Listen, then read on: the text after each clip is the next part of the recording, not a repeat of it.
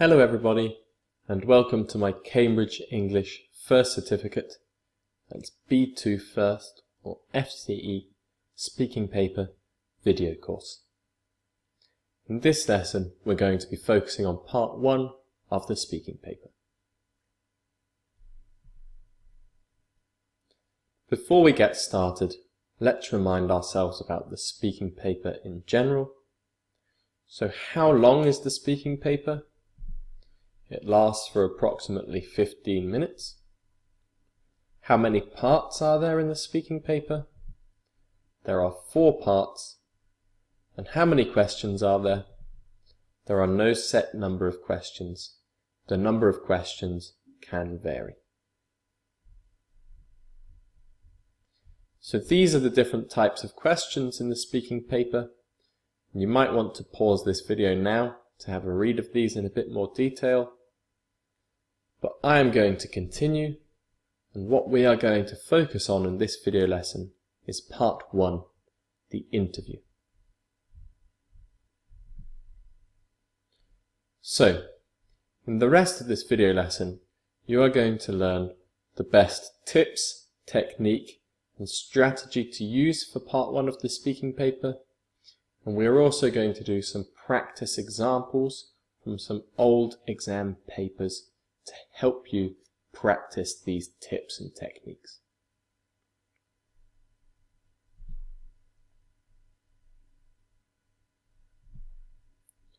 So how long is the interview part? It lasts about 2 minutes. And because you are in the exam with one other candidate, that means that you have about 1 minute talking time for each person. Do you do this part of the exam individually? No, you will be with one other candidate or maybe 2 other candidates. But the examiner will ask you questions directly and you need to respond to the examiner directly. This interview part of the exam is designed to get you comfortable speaking in English and make you feel more relaxed for the speaking exam. The examiners are looking to see how much variety of vocabulary you can use, and they are looking to see in other parts of the speaking paper how well you can interact with the other candidate. And I say the most important thing to remember in this part of the exam is the more you can speak, the better marks you will get. And a good way to speak more is when you say something, ask yourself, why did I say that? So why did I say that in my head? And then answer this question out loud. So for example, I could say, I like living in Spain. Then I think, why did I say that? And I answer it out loud. Because I like the food, and I like the culture, and I like travelling around and seeing the history of different cities. And that is a much better answer. If you say, I like living in Spain, it's okay, but it's not a good answer. But if you say, I like living in Spain because I like seeing the culture, travelling around, visiting different cities, and if you talk more like this, that is a better answer.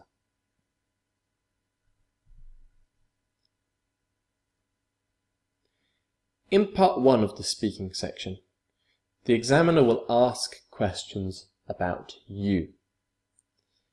And these questions may be on topics, for example, what you like and what you don't like. To talk about your family and your friends. Talking about what you have been doing recently, last weekend, last week, the last few months, etc. They might also ask you about your English studies. How long have you been studying English, for example? And there might be a question about the future. So what are you going to do next weekend, for example? Or they might ask you some other general questions. So time for my first tip. What you should do is you should think, before you go to the exam, think of different questions related to the topics on this slide. So look at these topics and think about all the different questions the examiner might ask you about these topics. So let's practice this. What I'd like you to do is to pause this video now, to have a look at these topics, and to write down as many questions related to the topics as you can think of in only 2 minutes. So pause this video now, and when you're ready, press play.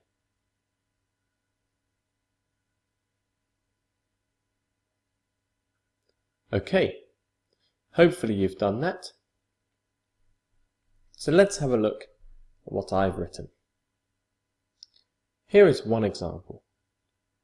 What do you like to do at the weekend?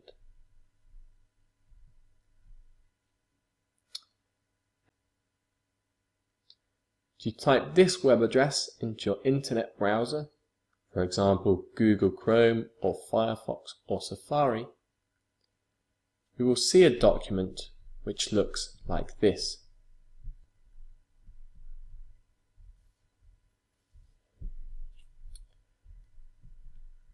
And on this page, which comes from an old exam paper, there are some questions about likes and dislikes. There are also some questions about special occasions and friends and family. And there are some more questions about one specific topic. But you don't know what this topic will be, but you can prepare some answers to questions about friends and family and likes and dislikes. So you should have a look at these questions here and see if you wrote down any of the same questions. If you did, that's fantastic. If you didn't, it's not important, but you should write down some more questions about the topics from the previous slide, so you can have a good idea what questions they might ask you in the exam. Okay, time for my next tip. Once you have thought about all the different questions they might ask you, you should then prepare some answers to these questions when practicing for the exam. And when you're preparing your answers, you should try to give as much detail as you can. So let's practice this. In 2 minutes, I'd like you to choose one question, either from the questions that you have written down or from this document here, and I'd like you to write down an answer to this question, expanding your answer as much as possible. And here is an example. This is a question which I wrote down. How do you like to spend your evenings? And here is a good answer, which is not short, but it's long, and it shows the different language ability that I have. So my answer is, I like to spend my evenings relaxing after work. My work is quite stressful, and so when I get home, I just want to put my feet up. I normally have a glass of wine and watch some TV. This is a good example to follow, so what you can do is pause this video now, choose a question that you have written down or a question from this slide here, and try to write down a long answer like this. And when you're ready, press play, and we'll continue with this lesson.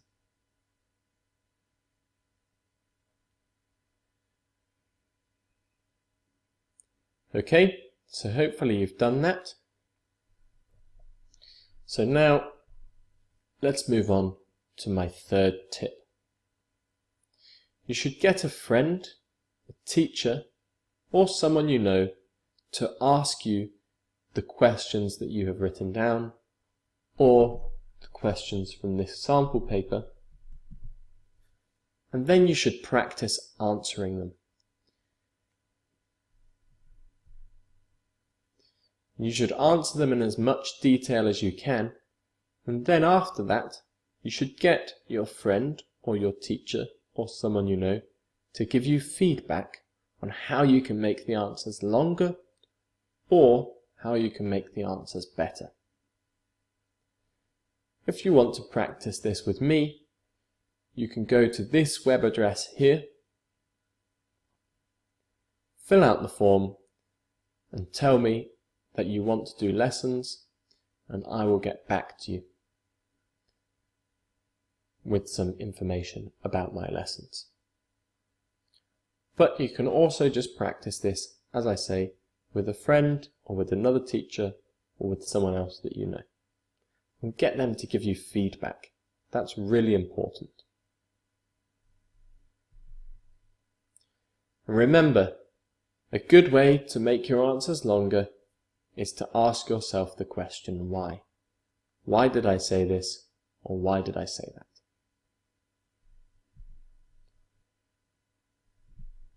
And then try and answer this question out loud when you're practicing and in the exam. I think this because, or I said that because, and giving a reason is a good way to expand your answers. Okay, so for homework, what you should do is write down some more answers to the questions that you've written down about the topics earlier in the lesson. But you should also write down some answers to these questions here.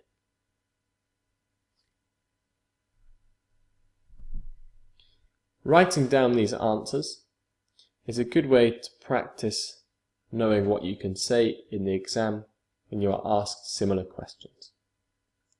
Remember to also get a friend or someone you know to ask you some questions and practice answering them through speaking as well. That's also really important.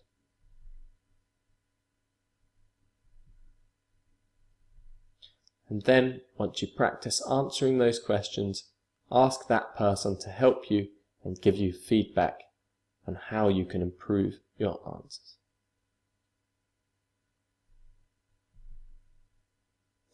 So, if you would like to book live lessons with me to practice this part of the exam, or to practice another part of the exam, or to have some lessons on English in general, you can go to this web page here. If you type this into your internet browser, complete the form, and I will get in contact with you about my lessons.